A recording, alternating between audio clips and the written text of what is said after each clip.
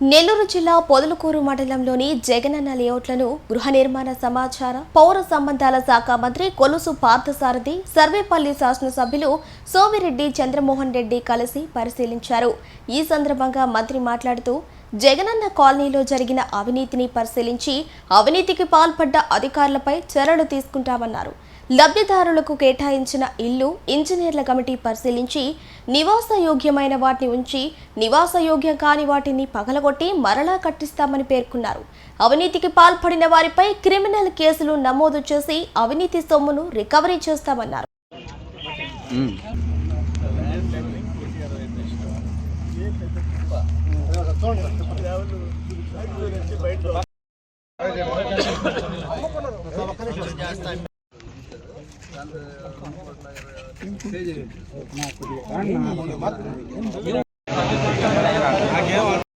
వికలాంగులు కదా 385 అయిందని చెప్పేసి గవర్నమెంట్ పేమెంట్ కూడా చేసింది. పేమెంట్ చేసినప్పుడు క్యాన్సిల్ ఏమంటే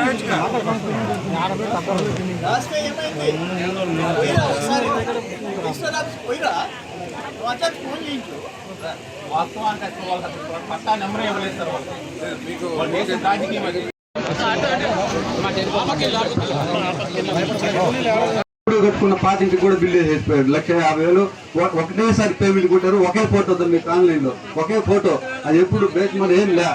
పెద్దలు సోమిరెడ్డి చంద్రమోహన్ రెడ్డి గారు ఈ గృహ నిర్మాణంలో జరిగిన అవకతవకల మీద పోరాడుతూనే ఉన్నారు. వచ్చినప్పటి నుంచి అవకాశం వచ్చిన చోటల్లా, అది అసెంబ్లీ కానివ్వండి, లేదు ముఖ్యమంత్రి గారిని కలిసినప్పుడు కానివ్వండి, లేదు మేమిద్దరం కలుసుకున్నప్పుడు కానీ ఆయన ఒకటే మాట, గత ప్రభుత్వంలో ఈ గృహ నిర్మాణంలో దోచేశారు. దోచిన విషయం పక్కన పెడితే పేదవాళ్ళు 10 కాలాల పాటు నివసించాల్సిన ఇళ్ళని కనీస గౌరవం, ఆ పేదల మీద కనీస ప్రేమ లేకుండా ఆ ఇల్లు ఎప్పుడు కూలిపోతాయో అన్నట్లు కట్టడం జరిగింది.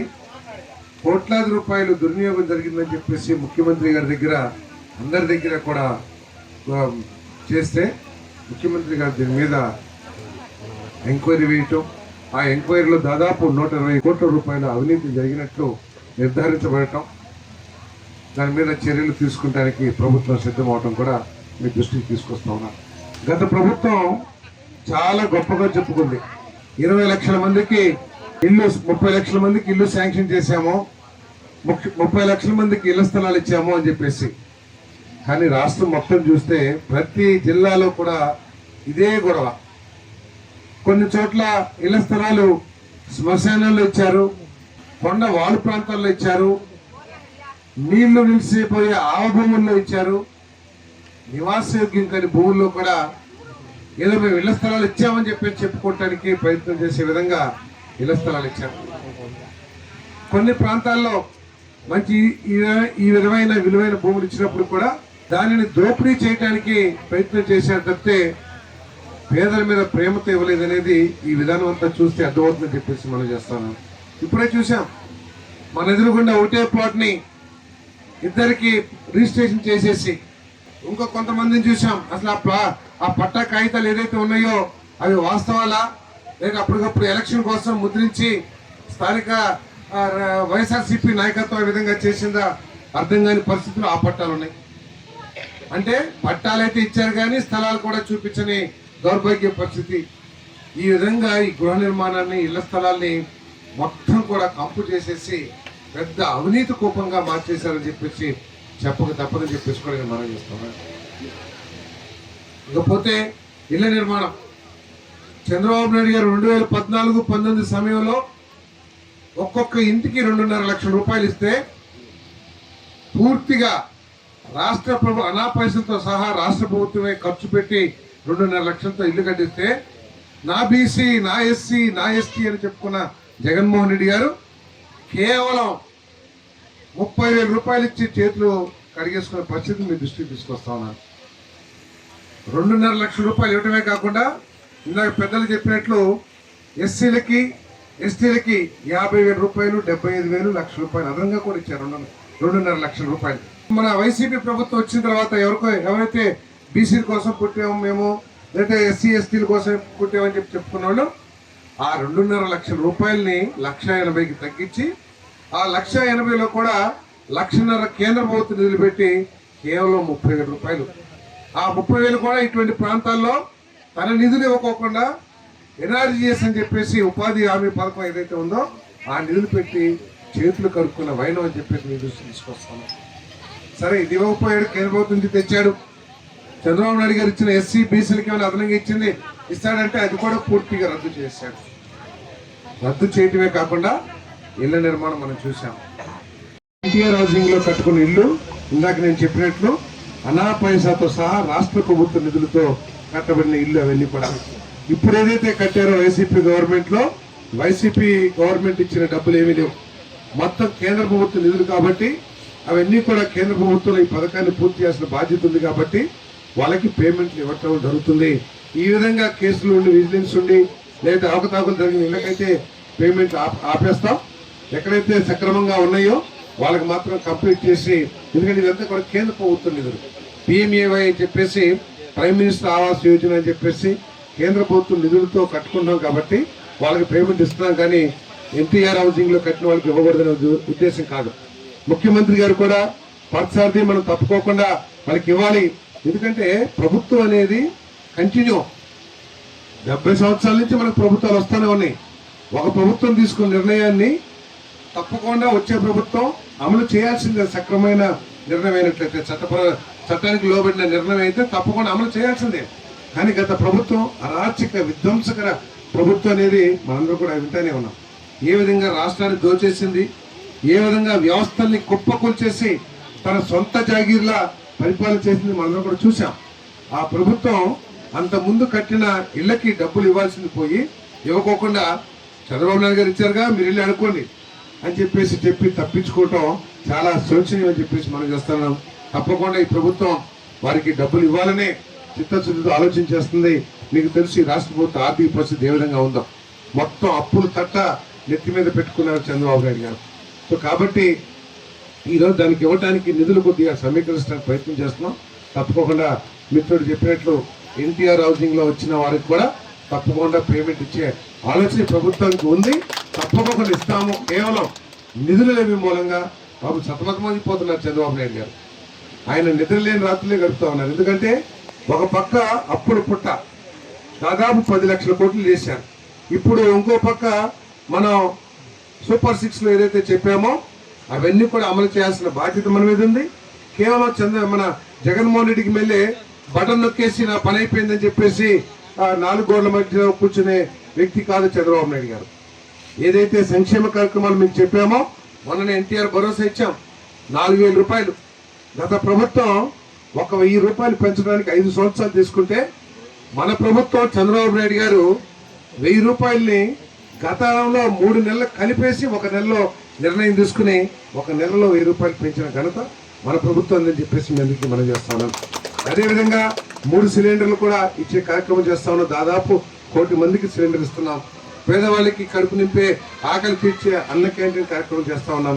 వచ్చే నెల మే చివరికి మీ అందరి పిల్లల్ని చదివించడానికి తల్లి దేవుని కార్యక్రమం ఏదైతే ఉందో అవన్నీ కూడా డబ్బులు మీ అకౌంట్లో వేయబోతున్నాం అని చెప్పేసి కూడా మీ అందరికీ క్షేమంగా మనం చేస్తాం.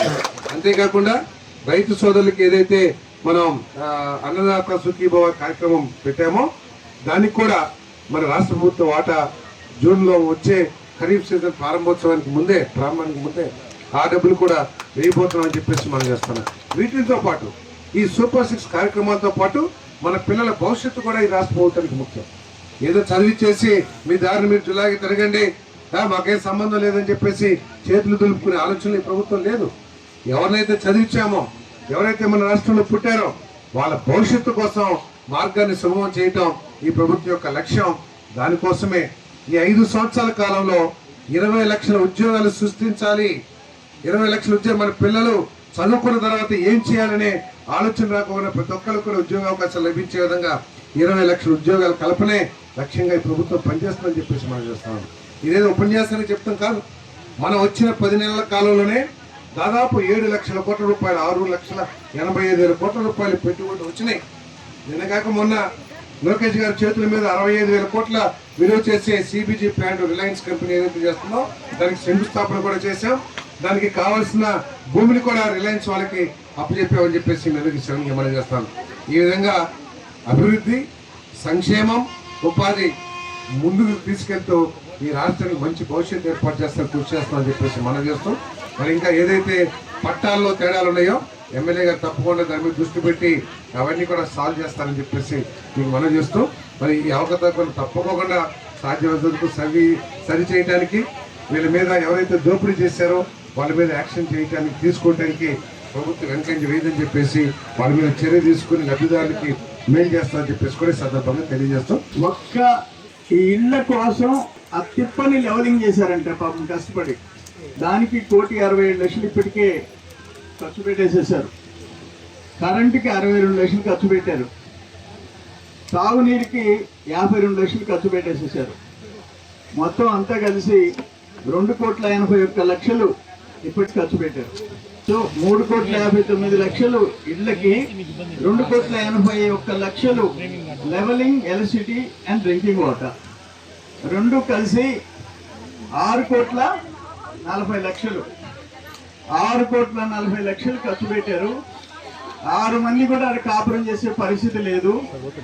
బేస్మెంట్ లో వినాలి మీరు, బేస్మెంట్ కింద 4 సైడ్లు 4 కాంక్రీట్ పిల్లర్స్ లోపలికి పోవాలా, ఒక్కొక్కటి 10 అడుగులు పోవాలా. ఇప్పుడు జేసీబీ పెట్టి తవ్వించారు, మంత్రి గారికి చూపించారు 1.5 అడుగు. అది కూడా ఆ 1.5 అడుగు వేసిన కాంక్రీట్ పిల్లర్ కిను ఆ బేస్మెంట్ కి సంబంధం లేదు. ఆ బేస్మెంట్ ఒక పక్కకు పోయింది, ఈ పిల్లర్ ఒక పక్కకు పోయింది. అంటే ఏమని అంత లెక్క లేకుండా పేదోళ్ళు 10 కాలాల పాటు ఉండే వాళ్ళ ఇళ్ళు ఆయన కరోనా ప్యాలెస్ పై చూసిరండి ఎట్లుంటుందో. అది ఎంత? 25 లక్షలు చేయగలుగుకుంటున్న ముఖం అదెంత? అరే ఆ సినిమా చూసినట్టుంది ఆ కరోనా హౌస్. ఇక్కడ 1,80,000 గిరిజనులు, దాన్ని 2018లో చంద్రబాబు నాయుడు గారికి గిరిజనులు కట్టుకోలేరు సార్ అంటే 70,000 ఒక్కసారి ఒక్క నిమిషంలో అనౌన్స్ చేశాడు, ఆర్డర్ తెప్పించాడు. 2,50,000 రూపాయలు గిరిజనులకి, 2,30,000 అంటే 50,000 ఎస్సీలకు పెంచాడు, 2,30,000 చేశాడు. జీవో వచ్చింది, జగనన్న వచ్చాడు మన బిడ్డ ముంచేదానికి. ఆ 75,000 క్యాన్సిల్ చేశాడు, 50,000 క్యాన్సిల్ చేశాడు. ఓన్లీ కేంద్ర ప్రభుత్వం ఇచ్చిన 1,50,000 ఎన్ఆర్ఈ చేసి 30,000తో ఆ 1,80,000లో ఈయన వెనకుండే వాళ్ళు తినేయాల. 40,000, 50,000, 60,000 తినేయాల. ఒక్కొక్క ఇంటికి 70,000 బేస్మెంట్ లెవెల్లో వాడు తినేయాల. ఇక్కడ ఆ ఇంట్లో ఎన్ని సంవత్సరాలు ఆ ఇల్లు ఉంటుందో నమ్మకంలే. నేను అందుకే మంత్రి గారికి చెప్పా, ఇప్పుడు మళ్ళీ చంద్రబాబు నాయుడు గారు గిరిజనులకి 70,000, ఎస్సీలకి బీసీలకి కూడా 50,000 ఎక్స్ట్రా, కేంద్రం ఇచ్చే 1,80,000 కాకుండా మళ్ళీ కొత్తగా మీకోసం గిరిజనుల కోసం 70,000, ఎస్సీల కోసం 50,000, బీసీల కోసం 50,000 శాంక్షన్ చేసినాడు. ఆర్డర్స్ ఇష్యూ అయినాయి. ఆ డబ్బులు కూడా ఎక్స్ట్రా మీ అకౌంట్లలో వేస్తున్నారు, ప్రభుత్వం వేస్తుంది. అది న్యాయమైన లబ్ధిదారులకు పడితే సంతోషం, కానీ వాళ్ళ బినామీలకు పడితే ఆ అమౌంట్ కూడా మస్తాన్ బాబు ఇప్పుడు చెప్పాడు. ఎవరికి మలేషియాలో ఉండే షేర్ వాల్ టెక్నాలజీ తీసి ఇల్లు కట్టించాడు. అపార్ట్మెంట్ మేము చూస్తే మనం ఏవైతే ప్రైవేట్ అపార్ట్మెంట్ లక్షలు పెట్టి కొంటామో అటువంటి అపార్ట్మెంట్ లాగా వాళ్ళకి కట్టించారు. అంత టెక్నాలజీ. వాటిని కూడా 5 ఏళ్ళు జగన్మోహన్ రెడ్డి ఆపేసేసాడు. ఆయన చేసిన పాపాలు ఒకటి కాదు, ఈరోజు అనుభవించక తప్పదని చెప్పేసి మనం చేసుకుంటూ మీరందరూ ధైర్యంగా ఉండండి, పోరాడతాం. నష్టపడిన వాళ్ళందరికీ వాళ్ళ కష్టాలని, సమస్యలు పరిష్కారం అయ్యేంత వరకు మంత్రి గారి చుట్టూ, ముఖ్యమంత్రి గారి చుట్టూ నేను తిరుగుతూనే ఉంటానని చెప్పి తెలియజేసుకుంటూ